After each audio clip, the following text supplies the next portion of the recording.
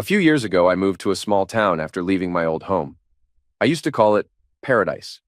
Funny how things change. When I first got here, I was pretty lost, just wandering around, trying to figure out what to do next. That's when I found this quiet little bar. It quickly became my favorite spot. Around that time, I bought the local gas station and garage for cheap. It had been for sale for a long time, and the owner really wanted to get rid of it. I thought it was a good deal and a great chance to start fresh. I renovated the place by adding a large store at the front, visible from the gas pumps, and upgraded the pumps to allow pay at the pump. This made the store a busy spot from 7 p.m. to midnight after the local grocery store closed. The gas station and store operated around the clock, while the garage was open weekdays, and I handled special projects on Saturdays. Initially, the bar faced competition when we started offering alcohol. It wasn't an instant success, but it provided steady income and jobs for the community. With some restructuring and hiring a merchandising expert, the business flourished. We expanded staff to meet demand, especially on weekends when we sold lots of junk food and cold beer. One Saturday, I enjoyed a double shot of Jack Daniels, a glass of iced water, and a slice of lemon after replacing the steering column in an old truck. Finding the part took 8 months, and I had to custom make some attachments. His family had been driving the truck since the 40s, and he was determined to keep it going. If he had his way, he'd be buried in it. Between 4 and 7 in the evening was the best time to be at the bar. It was quiet as most regulars were having dinner, and it would soon get lively with the music crowd and farm hands bringing in the farmer's daughter for post-work fun. In the 7 years I'd been there, I built a solid reputation and made many friends.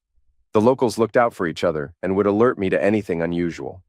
I came to the bar every Saturday at the same time for a drink, my moment to unwind. But when I saw them walk in, I instantly regretted it. The woman was my ex's twin sister, and the young man with her, who once felt like a son to me, brought back painful memories. The young man had changed a lot since I last saw him and was starting to resemble his biological father. It made me realize that the truth about everything would eventually surface. I wondered why they were looking for me. They spoke to the bartender, showed him a picture, and then left. I was glad my long hair, full beard, and mustache helped disguise me, especially since I had lost weight. I texted simply, "They're back. Be home when I can." About half an hour later, the bartender joined me at my table. "What did they want, Tom?" I asked. "They were trying to get a message to you," Tom replied. "They heard a rumor that you were living here and came to see if it was true. They said a person named Willa is dying of cancer and wants to make amends before she passes. I asked to see a picture of you because I didn't recognize the name. Do you know who they are and what they want?" I took out a Pall Mall Red 100, pulled out a cigarette, and removed the filter before lighting it. "The woman is my ex-wife's twin sister. The young man is my ex-wife's illegitimate son that she passed off as mine for years. Based on your experience reading people, do you think they're being truthful?" I asked. "From their body language," he said. "I'd say they're being partially honest, but definitely concealing something significant." I nodded. My ex-wife and her sister had always been experts in deception, making things seem one way while betraying you behind your back. Tom went back behind the bar, and my thoughts drifted to nearly 7 years ago. When I left that day, I told them I wouldn't be back for 7 years. They all laughed at me, thinking I was a fool. It turns out they were wrong. That was the last time they ever saw or heard from me directly. They didn't take me seriously or realize how hurt I was. They thought I was just angry about the prank they had pulled. What they didn't know was that a few weeks earlier, I had discovered that our youngest child was actually my brother-in-law's son. This revelation set me on a path that led to this moment. At that time, they were unaware that I had received confirmation from a family member who claimed to have witnessed how often Willa and Tammy, the twins, had betrayed me. To her, they were malevolent witches who practiced their dark arts with pure malice. Earlier that week, before I left, we had uncovered a new insurance policy on me that included double indemnity for accidental death, meaning if I died accidentally, the payout would be $4 million. The elderly lady had warned me to flee for my life. When I walked out of our house to my work truck, they had no idea it was already packed with everything I wanted from our 16-year marriage. I drove down the driveway, turned right onto the county road, and never looked back. By the time I stopped, I was in a different state. I have to admit, I was partially responsible. I had gotten Willa pregnant when she was 16. I was 18 and just finishing high school. My family urged me to do the right thing, so we married that summer, and soon after we had 2 more children. They were still laughing about the prank, thinking it was hilarious. Willa told our daughters that their dad would come back once he calmed down, and joked that he needed to develop a sense of humor. A few hours later, my wife saw a sheriff's department vehicle pull up to our house. She went to the door to greet the officer as he approached from where he had parked. "Are you Mrs. Willa Racine?" he asked. When she confirmed that she was, he replied, "Ma'am, you've been served." "With what?" she inquired, thinking it was all a joke. When she opened the legal envelope, everyone realized just how much I knew. I had learned through the elderly lady that my wife was shocked to discover I had ended our marriage so decisively. My lawyer and I had meticulously detailed all our assets and liabilities. The DNA report laid everything bare. It showed the affair had lasted a year. The divorce petition included times, dates, locations, and hotel receipts with corresponding credit card charges. The evidence even included photographs of the couple together. During these encounters, Tammy was involved as she babysat our children to allow them privacy. Inside the envelope, as per my request, was a sealed letter. When she opened it, Willa's sister learned that I was suing her husband for back child support, marital interference, and defamation. That's when their laughter stopped. The situation was no longer amusing to them. I was no longer the punchline they had thought I was. I was the one who got the last laugh. After all, their ongoing joke was that my only value was generating money. Everything I touched seemed to turn to gold, providing ample cash flow, which led to Willa and the kids being spoiled and wanting for nothing. Later that afternoon, Willa discovered that I had sold the 3 businesses I had built from scratch and cleared all our debts. Even the 2 apartment buildings we owned were sold for a substantial profit. I had canceled all our credit cards and removed my name from all the bank accounts. I transferred my share of our home to her and took half of our remaining assets in cash. The only thing left for her was to agree to the divorce. By doing this, I had reduced our monthly cash flow from around $10,000 to nothing. Unfortunately for Willa's sister, she had to learn the hard way what it cost to exploit me. My lawyer took everything they had before their divorce was finalized due to the harm I had caused them. He had frozen their assets before they were even served with the papers. Once the divorce was final, they were left financially ruined. After everything was settled, my lawyer called Willa's sister back into his office and gave her a quarter of their losses. When she asked why, he explained that it was never about the money for him. For him, it was a matter of principle, something you and your sister have clearly demonstrated you lack. He hoped that by giving her this money, she would have a chance to start over and learn from her experience. Willa refused to finalize the divorce until she spoke to me in person, so we remained legally separated, but not yet divorced. I had no interest in speaking to someone who had deceitfully lied to me for years. She had to work for the first time in her life and quickly learned how fast money could disappear when no new income was coming in. I had my lawyer send any important correspondence to a mailbox I rented from a FedEx store. Each week, they forwarded everything to my business address. I chose this method deliberately, knowing that with our shared history, their manipulative behavior would never truly end. The 2 sisters were experts at manipulating emotions and controlling everyone around them. Given what I knew about them, I was certain they would seek revenge. It was only a matter of when, not if. With their family, walking away was never an option. It would drive them crazy if they couldn't track me down, and the longer it took, the worse their retaliation would be. They couldn't stand the thought of someone getting the upper hand on them. I thought I had managed to outsmart them, but with Tammy's arrival, I realized the situation wasn't over yet. I finished my drink and decided to head home through the back door, in case they were watching the front. I cut through the empty lot behind the building and walked around the block, using the back alleys to reach my pickup truck. As I was unlocking the door and preparing to get in, a man stepped forward and said, "You're a hard man to find, Mr. Arthur Seth Racine." "No doubt about that." I turned to face him and asked, "How would you know that?" "My name is Peter Edwards," he replied. "Your eldest daughter, Connie, is my wife." "That could be either good or bad for you," I said, "depending on whether she takes after her mother." "So why are you here, and what do you want?" "I came to find you," Peter said. "There are some issues from the past that need to be addressed. They would be resolved," I replied, "if your mother-in-law would just sign the divorce papers." "What divorce papers?" Peter asked, looking surprised. I told him to get in his car and follow me. A few minutes later, outside of town, I turned right and drove about a mile before making a left turn into a long driveway. I stopped at the farmhouse and led him into my home office. I pulled out the divorce file, turned on the printer, and instructed him to make copies of whatever he needed. Peter didn't need to know that this wasn't my actual home, but rather a place I had set up for the Grand Dame, who we hoped would eventually agree to move from paradise. Peter appeared to be a well-groomed young man, around 25 years old, with professionally styled hair. He had a natural confidence about him and seemed well educated. My concern was whether he was genuinely who he claimed to be and whether he was connected to Willa and Tammy's scheme. He used my Wi-Fi password to transfer all the data from my home computer to his laptop. All critical records were stored here, with a master copy kept in a bank safety deposit box. One of the items he was interested in was the copy of the sheriff's department report that Willa had signed on the day she was served. However, the only document he managed to print was a letter from Willa's lawyer to mine. That letter from her lawyer was particularly damaging. It clearly outlined the situation. Willa and her lawyer had agreed on asset division, but refused to finalize the divorce until I spoke with her in person. The letter confirmed that they had received all the outstanding payments. As he was doing this, I took the opportunity to observe his reactions. It was clear that he was confused by what he was discovering. The documents contradicted something he had previously believed. "Do you think Connie knows about this?" he asked. "That's something you'll need to figure out on your own," I responded. "But I have one question for you.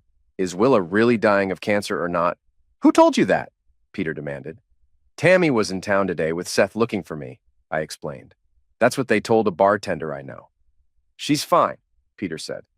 "She's living with the lawyer who represented her back then and is currently expecting his second child.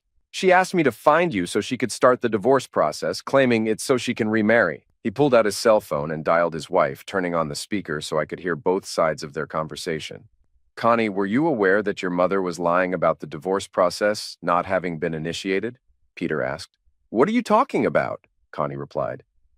"You know Dad left because he was broke. After he left, us kids went out too, so we weren't home when Mom found out. Later, Mom told us that it seemed like Dad had abandoned us all. She and Aunt Tammy said he had emptied what was left before he left town. If it hadn't been for our stepdad, we wouldn't have survived." "I'm sending you a legal file," Peter said. "Have my sister watch the baby and get back to me as soon as you've read it." While they continued talking, I got up, grabbed 2 bottles of Budweiser, and opened them. I set one in front of him. "Why didn't you tell my daughter you had found me?" I asked. "Connie and I have been married for nearly 2 years. She had our son 3 months ago. For now, I won't tell anyone I've found you," Peter said. "As far as the family knows, I'm working long hours on an investigation." He then opened his wallet to show me his badge, indicating he was an officer with the Paradise Police Department. I opened my laptop and went to the webpage for my hometown. Clicking the link, it directed me to the police department's site, confirming that he was being truthful. Peter explained, "It was the minor accident reported a few months back that led me to you. Connie filed a missing persons report, which was added to a watch list. The insurance company then notified me about the settlement in your favor." "So why didn't you inform Connie that you found me?" I asked again. Peter responded, "Upon reviewing your detailed file, it seemed like there might be more to the story. My first question was about the $250,000 cash Willa was supposed to have received in addition to the house deed. The second was why everyone seems to be lying about what really happened. It sounds like someone's been fed a lot of false information, just like I was," I said as Peter's cell phone rang. "It's my wife. I'll put the call on speaker," Peter said. "Please be quiet." "Hi, Dad," my daughter said. "Where did you get all this information? Is it real? If it is, we've all been deceived for years. Seth is unaware of his true parentage, just like I was. My sister Karen is going to be stunned. Mom has always criticized her for defending Dad, to the point that they're not speaking anymore. This contradicts the lies we've been told. It looks like Mom and Aunt Tammy manipulated Dad's life behind his back for years. What's puzzling is that the divorce isn't finalized because Mom won't sign it. I'm starting to wonder what's really going on," Peter replied. "It's real. I got the information directly from your father's lawyer's widow. Unfortunately, I had to travel out of state to obtain it. It appears her husband kept duplicate copies of all his records on his home computer. I'm relieved he did. The files show that your mother was served with the divorce petition on the same day he left. I wrote on a piece of paper to tell Connie to speak with her great-aunt Josie if she's still alive." Peter nodded in agreement. "Peter, it's crucial that we locate my father now," Connie said. "We need to finalize the divorce for him. He deserves to be free from my mother and her manipulative schemes." "What happened to the money she received? If she owned the house, why did she have to sell it?" The more I look at the situation, the more confused I become about what was really going on and why she planned to sue him for abandonment once she found him. "Here's an idea. Have my sister watch our son a bit longer. You should speak with Aunt Josie and update her on what we've discovered. Maybe that will prompt her to reveal what she knows, Peter suggested. For now, keep this between us, as it's starting to look like there may be a serious case of fraud involved. We need to find out why your mother has been disparaging your father for years. I plan to discuss this with the district attorney. The $250,000 in cash seems to have vanished after it left your father's lawyer's possession. Also, keep this from your sister for now. If the DA decides to investigate, it's better if no one knows anything. I stood up to get us some refills, giving them some privacy to finish their conversation. Why do you want Connie to talk to Aunt Josie? Peter asked. Josie was the one who gathered all the information about Willa and George's affair, I explained. She may have never been married, but she took care of the extended family like a protective mother, raising her only daughter on her own. Being a single mother changed her perspective on many things. She suspected that Tammy and Willa had orchestrated everything, and both George and I were being manipulated, though their ultimate goal remains unclear. If that's the case, why would they do that? Peter asked. Aunt Josie's granddaughter Jody has been trying to get her to move in with her for years. Josie keeps saying she won't until the truth is revealed. We see Jody when she visits town with her two sons. Well, Josie's granddaughter keeps a very private life, I said. Just like I've had to. Being around the Withers sisters seems to come with a steep cost for everyone involved. Willa and Tammy have been exploiting people for most of their adult lives. It wasn't until Josie gave me the information that I started to understand that. Is there anything you want to know about your children and their lives before I leave? Peter asked. No, not until I'm certain that you are who you claim to be, I replied. Given the family's history, this could just be another part of their scheme, and you might be playing along with what they instructed you to do. You should look into the sudden death of my lawyer. If she plans to sue me, what makes her think she can win? Peter's face went pale. It seemed he was realizing for the first time the kind of people he had married into. We decided to trust each other enough to exchange cell phone numbers. He promised to let me know if he discovered anything new. I walked him to the door, shook his hand, and we said our goodbyes. Once he left, I tidied up, locked up, and drove home via a longer route to ensure I wasn't being followed. This gave me time to reflect. My life had improved significantly since leaving the past behind. Did I want to dredge it all up again? Did Willa and Tammy have a long-term plan for revenge due to their need to outdo me? Knowing them as I did, I realized I needed to prepare for whatever they might do next, because if they were out of money, they would do anything out of greed to get more. As soon as I walked through the door, my two little ones ran to me, hugging my legs. I bent down to pick up my 3- and 4-year-olds, who were as dear to me as their mother. I felt incredibly lucky to have them in my life. My common-law wife Jody called out that dinner was almost ready, so I went to wash up. At dinner, I shared with her what had happened since I closed the shop. I could never have predicted how my life would change the day I left Paradise for good. When I left town nearly 7 years ago, I promised Josie, Jody's grandmother, to stay in touch, which I did by calling her every other Sunday. A year and a quarter later, she reached out for help. Jody, her granddaughter, needed to escape a bad marriage and start fresh. At the time, Jody was 10 years younger than me and childless. Although I didn't know her well, I wanted to repay Josie's kindness. I found Jody a 2-bedroom apartment and furnished it partially, with help from a friend of a friend. On the night I picked her up, she had quit her job, emptied her bank accounts, and packed her things. Her husband was away on a 2-week military training and would be served divorce papers upon his return. I arrived with a rented U-Haul around 8 in the evening, and with some neighbors' help, loaded her belongings in under 4 hours. I kept my location private and got to know Jody during the drive back. Later that night, Josie called Jody, who joked, "Yes, Graham, Art picked me up. You could have warned me he looked like a wild bushman who might clean up well." The next day, Josie's lawyer sent all legal documents to my FedEx box. Jody had warned us her ex would be difficult, so I took steps to ensure her protection. My concerns about her situation soon proved valid. Once Jody settled in, she took over managing my convenience store and quickly proved her skill. Her efficient management and customer focus brought significant improvements. She worked well with the staff, leading to a smoothly running operation. Josie had to get a restraining order against Jody's ex-husband due to his threats. His actions following Jody's departure resulted in a dishonorable discharge and his return to my old hometown, where he thought Jody would be. To avoid unwanted attention, Jody wore a diamond ring, which helped her settle into the small town. She quickly took over banking and bookkeeping, earning the community's welcome. Jody was attractive with a striking personality and honesty. Her long black hair, modest figure, and warm demeanor made her a great partner for whoever she fell in love with next. She kept her romantic interests vague, leading to rumors that we had met online and she was labeled as my future mail-order bride. On Saturdays, Jody brought me lunch, as I often forgot to eat due to work. Our relationship naturally developed, and it became common to see us together at events. Neither of us was actively seeking a relationship, but it evolved nonetheless. Josie kept us updated on news back home, including that Jody's ex was now in a friends with benefits arrangement with Tammy. The day Jody finalized her divorce was also the day we took our relationship to the next level.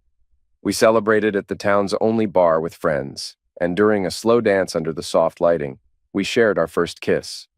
6 months later, we moved in together.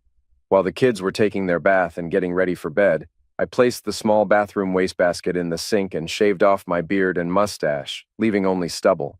The children were fascinated watching me.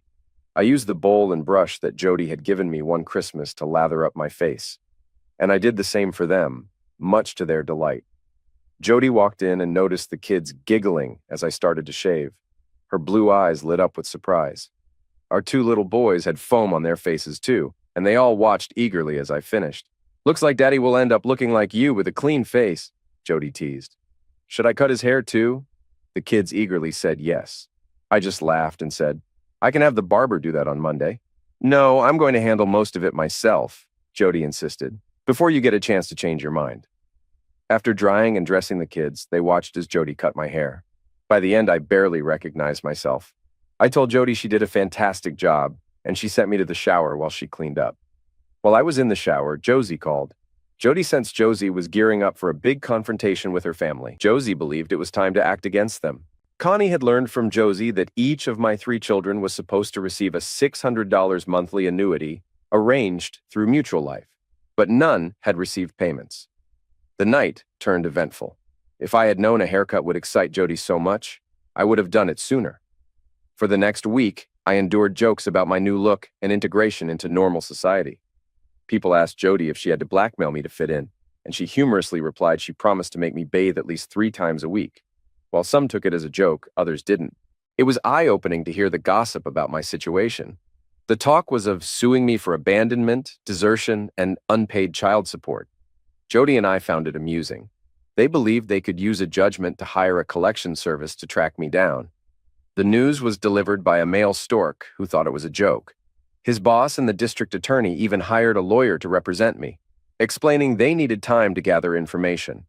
Peter estimated Willa and Tammy had stolen over $48,000 from each child. They were re-examining my former lawyer's death with renewed interest, now considered an open criminal case. Jody's ex-husband had become a person of interest. If the findings are accurate, Willa and Tammy could face 7 to 10 years in prison. Willa's common-law husband, her former lawyer, might be disbarred. The scam needed to be fully exposed before charges could be filed. The lawyer hired to represent me would be paid by them, and they wanted all records revealed at the end of the investigation to strengthen their case. For a few weeks, things were calm until Josie called on Sunday night. She informed us that paperwork would be filed on Monday and sent everything she had collected over 7 years via email. This included notarized statements, video conversations, and recommendations for lawyers. Notably, we discovered a $2 million accidental insurance policy on me taken out 6 months before I left. This explains some of the missing money. We spent half the night reviewing the documents and sending the info to the district attorney, suspecting an attempt to lure me back for a setup. The next morning, Jody contacted the recommended lawyers, selected one, and paid a substantial retainer fee. We planned to file our response as soon as Willa's team filed their writ. On Friday morning, Jody informed me that Josie and her guests were on their way, having traveled discreetly from Paradise. They would arrive later that night, signaling a critical point in the situation. Jody and I decided it was best to close the shop on Saturday and make it a proper long weekend with family. Peter was driving over with Connie and their son. Connie only knew they were visiting Jody. At nearly 7 in the evening, we saw a Ford Explorer and an Escape pull into the driveway with 4 adults in them.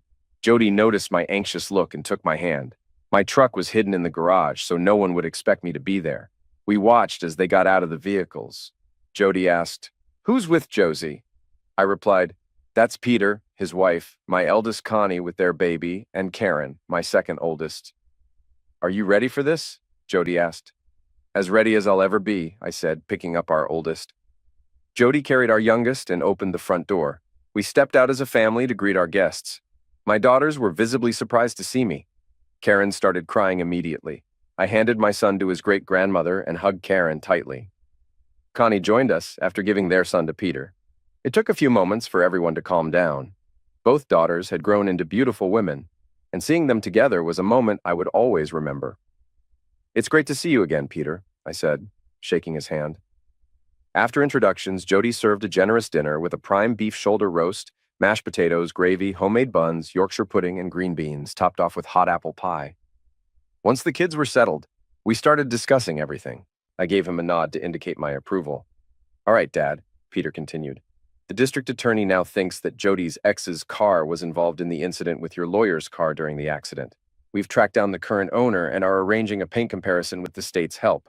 If we can establish a link, he could be charged with manslaughter. Additionally, the fire that destroyed his office that same night is considered arson by the fire inspectors. There's even video footage showing him in the background as the building burns. Since Willa and her lawyer had the divorce records sealed, they believe there's no way to verify what has really happened so far. They filed the lawsuit against you this week. Jody looked at me, her eyes welling up. I used to think you were being overly cautious moving me here, but now I see that you were right. I thought your questions to my grandmother seemed excessive, but I understand now that you needed to know what kind of person we were dealing with before making a plan. Willa and Tammy were served with your lawsuit on Thursday, Josie said. They must have realized that I was in touch with you, which is why we rushed to get here, fearing they might come after me. Grandma, we've got your house ready for you to move into, Jody said. It's been furnished, so all you need to bring is your clothes. I've brought most of it with me in my car, Josie replied. Connie has agreed to have the rest of my belongings, including antiques, shipped to me. I've given her power of attorney to sell the house and furniture. It was time for me to leave Paradise quickly. I'll drive back with Peter and Connie, then rent a U-Haul to bring everything out, I said. It's time we confirmed whether our suspicions are correct. What suspicions? Peter asked. That the lawsuit they filed against me is just a scheme to lure me out, I explained. With the $2 million accidental death policy they have on me, it's clear that the death of my former lawyer was a test to see if they could pull it off with me. Peter, Connie, Karen, and Josie all looked shocked, as if they were seeing the situation clearly for the first time. They hadn't seen the entire plan laid out and couldn't figure out the motive. My explanation helped them piece everything together. Oh my God, they were planning to end you, Dad, Connie said. That's why you left town the way you did, I replied with a grin. I had a good idea of what was going on at the time, but even my lawyer didn't believe me. It seems he learned the hard way that I was right. Peter excused himself to make some important phone calls. This gave my daughters, Jody and me, a chance to catch up and share details about our lives. Jody pulled out pictures of how I looked when we first met. Both my daughters admitted they wouldn't have recognized me. When Peter returned, the room fell silent. Willa will be taken into custody the day after the holiday, later in the day. We can hold her for 48 hours before filing charges. She will face 3 counts of grand theft for stealing the annuity meant for her children, Peter explained. We'll delay the process so it will take a few days before she gets a bail hearing. Dad, if you can fly in on Wednesday and rent a U-Haul to drive into town, make sure to visit a few of your old spots to get noticed. If anyone asks, tell them you're there to pack up Josie's things, Peter suggested. That way, Willa will have to communicate with you through the city jail. The DA agreed with your approach once I explained it. It all made sense to him. Until your perspective came through, we couldn't piece it all together. Once you're at Josie's place, we'll have police protection for you until everything is resolved. Peter, are you saying that the father of my children is the bait needed to draw my cousins out? Jody asked. What assurances can you give me that you won't call me with the news that I'm a widow before we're legally married? I looked at Jody, and she saw my expression. She said, Damn, you're going to do it without a second thought, no matter what I think. One thing I could say about Jody was that she understood me better than I understood myself. Jody, Art has always been like that. That's why I called him to help you when you finally had enough of your ex's nonsense, Josie said. Art will never ask anyone to do something he wouldn't do himself. He wants all of us to be free of those witches for good. If this is what it takes, it's worth it to him. Graham, I'm just afraid that Art is heading back into a dangerous situation, facing the unknown, Jody replied. With a grin, Josie said, "If Art were a boxer, he'd hold a world title. Nobody thinks faster on their feet. That's his edge against the witches. Everything he does will throw them off balance." Jody, remember, Willa and Tammy have no idea Art knows anything. "Ladies, don't worry. I'll be in Peter's care," I said. "If anything happens to me, keep in mind that Peter will have to answer to Connie, my daughter." Peter, understanding the gravity of the situation, chose to stay silent and just nodded. He was fully aware of the risks involved when I went back to Paradise. Later, while the four women were engrossed in a deep discussion about the situation, I had the chance to talk with Peter. "The DA believes Jody's ex will make his move as soon as he learns you're in town. He'll find out that you were the one who got Jody out of her awful marriage, and he's going to be furious," Peter explained. "Willa will get this information from a planted informant who will be put in the city jail early Thursday morning. The real question is whether he'll confess everything to save himself if he's caught in the act," I asked. "We checked his military record," Peter said. "He's always confessed and taken responsibility when caught. He's a follower, not a leader, so I expect him to crack easily. His only connection to Willa and Tammy is that he's easy to manipulate." The sign read, "Welcome to Paradise, a sanctuary city. Population 34,823. To me, this just confirmed that the city council had decided that federal laws didn't apply here. It felt like stepping into our own version of the Wild West. Here, justice is based on what we instruct the police to do. Law-abiding citizens face charges while illegal activities are often ignored. We're not biased. This is just how progressivism works. The working class ends up paying for others' mistakes because the authorities cater to their masters, who demand low wages and cheap labor. To maintain this, various actions required those in power to turn a blind eye. Not much had changed in nearly 7 years, except for the newly paved main street. Everything else seemed the same. If I wanted to be noticed, my first stop should be a favorite old spot, if it still existed. Luckily, Bob's and Betty's Burger Bar was still there. It looked the same but had been freshly painted. I parked the U-Haul truck and walked to the entrance around 11:15, just ahead of the lunchtime crowd. I hoped that my former business reputation would make me recognizable. We wanted to make it clear that I was back. After sitting down and receiving a menu, I noticed a few people glancing at me and saw some cell phones being used. When the server brought my coffee and cream, she asked if I was ready to order. "Is the Wednesday special, meatloaf, baked beans, and garlic mashed potatoes available?" I asked. "How do you know about that?" the server responded. "It's reserved for regulars and not advertised."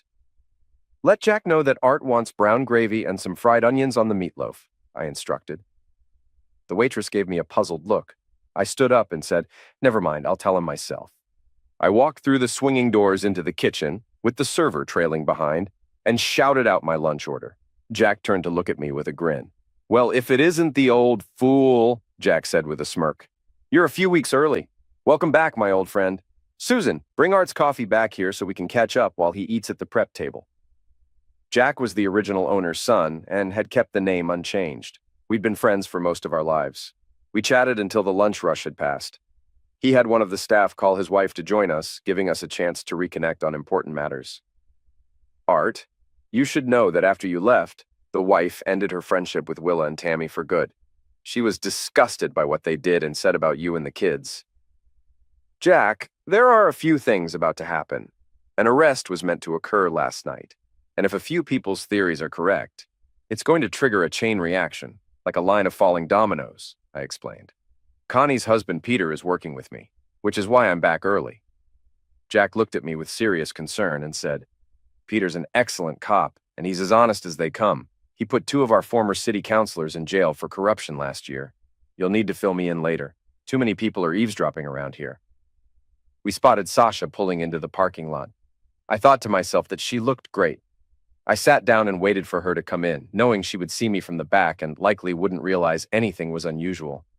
"Jack, what's going on?" "Susan said it was important," Sasha said as she entered, not yet seeing me. I stood up and faced her. Sasha, my younger sister, was overwhelmed. Her big, tough brother had come back home. I wrapped her in a tight hug as if it had been just yesterday. It took her a few minutes to settle down. Jack signaled to the kitchen staff to give us some privacy. "Do Mom and Dad know you're back?" Sasha asked. "No, and it's better if we keep it that way for a few days," I replied. "Are you here partly because Willa was arrested last night?" Sasha inquired. "Yes, and things are likely to get worse before they improve," I said. "Once I move to my new place, I'll be under police protection. The police are now investigating my former lawyer's death with renewed interest. They suspect it might be connected to the arson of his office. The expressions on Jack and Sasha's faces said it all. With everything going on in Paradise, it was clear that the DA who had been appointed 3 years ago was trying to address many unresolved issues. "You're being used as bait to draw someone out," Jack said softly. "If the theory holds true, we should see resolutions for an arson, a murder, and several other crimes in the next few days," I explained. "These were all orchestrated to force me back into town. The arrest of Willa and my sudden return will disrupt a carefully laid conspiracy." "What's the motive behind all this?" Jack asked. "A $2 million double indemnity accidental death insurance policy," I answered, "taken out on me." My sister walked with me to my rental truck, and while we were chatting, we both noticed Tammy driving in. "Where will you be staying?" my sister whispered. "I'm going to stay at the Grand Dame's place. I'll be moving her belongings to her new home," I replied. She wanted to leave town with everything that's about to happen. "Josie has left town. Why?" Sasha asked. "She wants to be close to her granddaughter and our 2 sons," I answered with a smile. "Jody and I have been together for over 5 years now. We have 2 boys who are 3 and 4 years old." My sister was stunned. "You and Jody? How did that happen?" "Josie and I have stayed in touch all along," I explained. "When Jody needed to escape her troubled marriage, her grandmother contacted me. I helped relocate her to where I was living. We believe her ex is behind my lawyer's death and the arson at his office." "Do Tammy and Willa know you're aware of what's going on?" Sasha asked. "No, but they will start to figure it out as they make their moves," I replied, just as Tammy approached us. "Art, I need you to drop part of your lawsuit against us," Tammy said. "The DA will be charging Willa within 48 hours. "I'm afraid my lawyer says we can't do that because of Willa's new divorce petition, which includes claims of desertion, abandonment, and unpaid child support," I said. "Until the divorce court addresses her claims, everything has to stay as it is." "You can't be serious. How will we manage to get her bail with no assets available?" Tammy protested. "You have a court order freezing everything." "Maybe your father could help by putting up his house as collateral," I suggested. "After all, you're both his daughters." Tammy walked away, clearly frustrated. Sasha said, "Willa and Tammy's father hasn't had any contact with them since he learned the truth about Seth's parentage. He believes they've become just as corrupt as their mother." That made me smile again. With that settled, I climbed into the U-Haul and headed towards Josie's house, stopping along the way to pick up packing materials. 3 hours later, I was maneuvering the U-Haul into Josie's driveway. Using the large mirror, I positioned it as close to the garage door as possible. After securing the truck, I walked around the house to check if anything seemed off. Josie had mentioned she left the curtains open, but I found them closed. I texted Peter to let him know I had arrived and asked if he had closed the curtains. He replied that there were officers inside the house and they might have done so. With this information, I unlocked the front door and went inside. "Mr. Racine," an officer said, handing me his cell phone. "Peter Edwards would like to speak with you." "Hi, Peter," I said. "It seems like word has gotten around. Tammy approached me at the burger joint's parking lot right after my long lunch. She asked me to lift the freeze on her sister's assets, but I refused." "I heard," Peter replied. "We've got Willa and Tammy on tape discussing the need to accelerate their plans.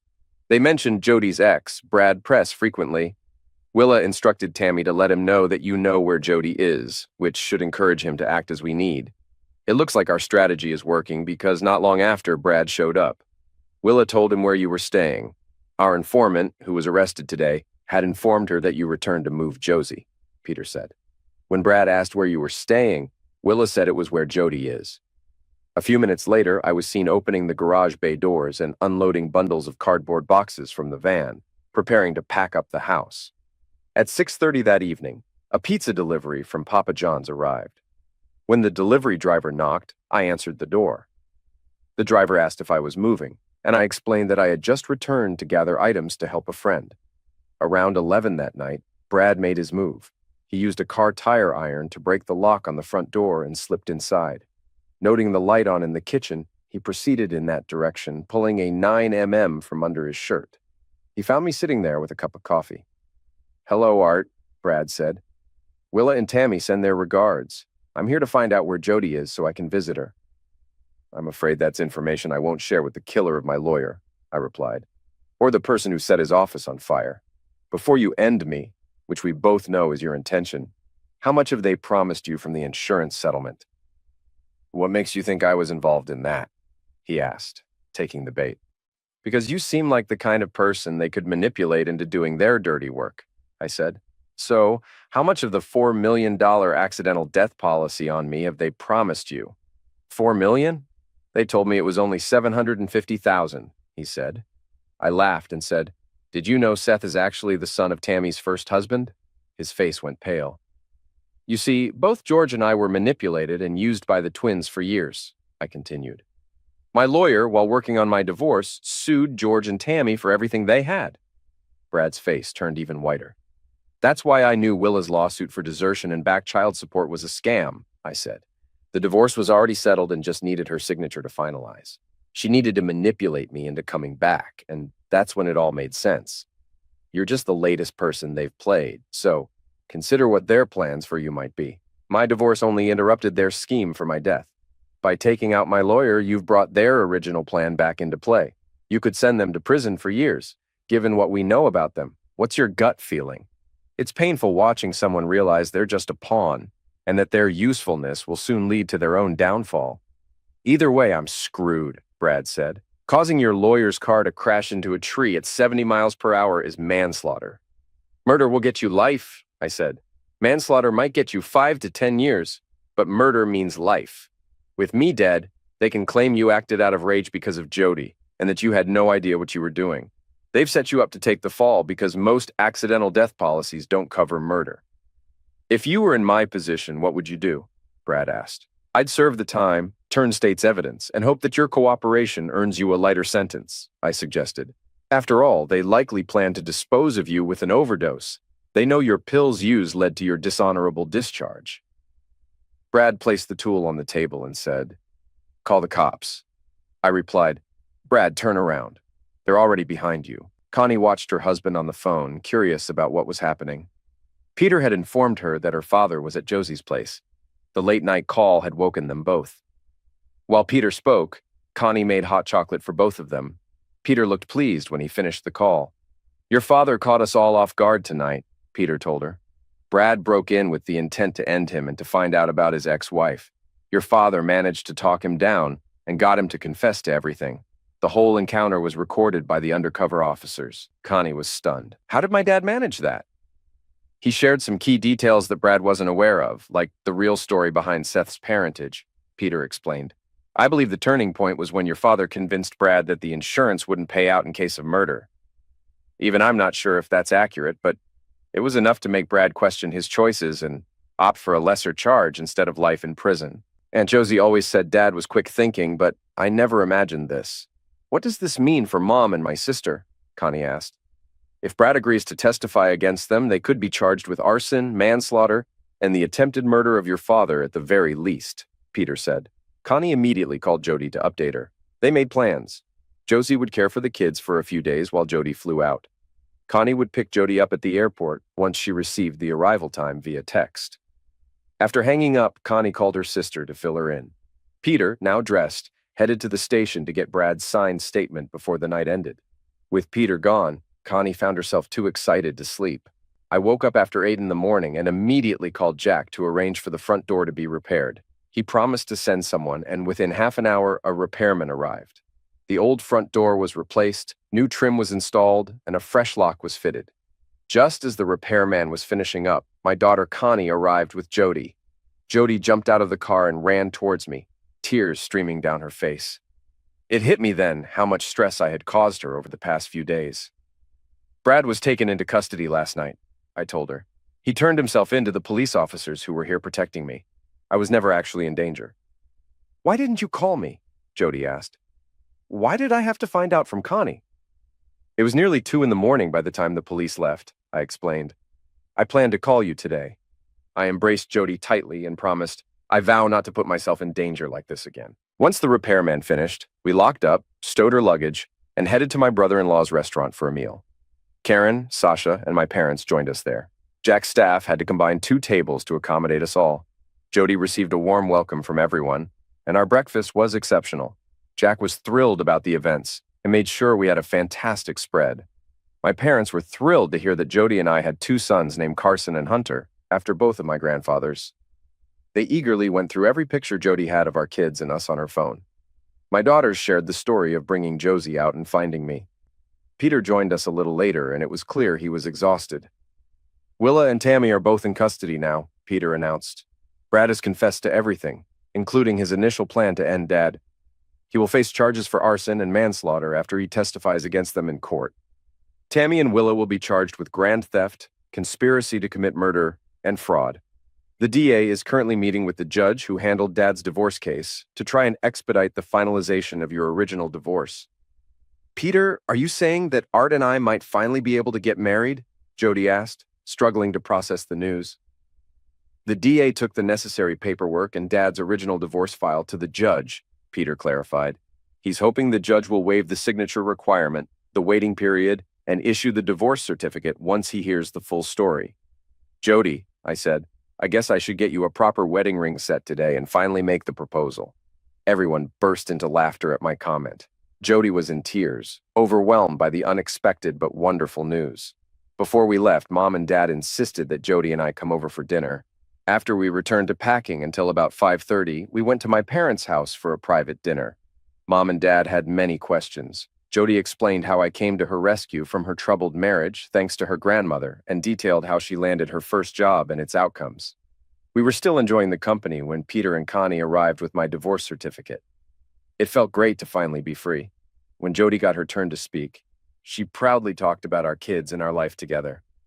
Mom suggested that we should have the wedding before everyone heads back, and that caught my dad's attention. After grabbing a fresh beer, Peter and I followed him into Dad's den, as we were unable to get a word in edgewise. It's been chaotic today, Dad, Peter said. Since Tammy's arrest, we've been flooded with additional information.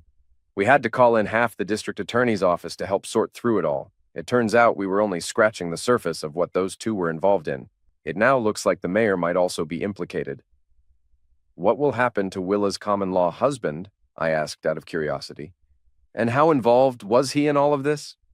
He'll probably be disbarred, but he'll be busy taking care of their kids. So far, nothing we found links him directly to the activities of Tammy and Willa, Peter replied. Has anyone informed Aunt Josie? Connie popped her head in and said, Dad, Jody wears a size 6.5 ring, in case you were wondering. A few minutes later, Peter and I drove to the mall where he had bought Connie's engagement set. Knowing Jody's taste, I chose a 3-ring wedding set. When we returned, we were relieved to find that no one had noticed we were gone. I was on the phone with Josie when Karen arrived with her boyfriend.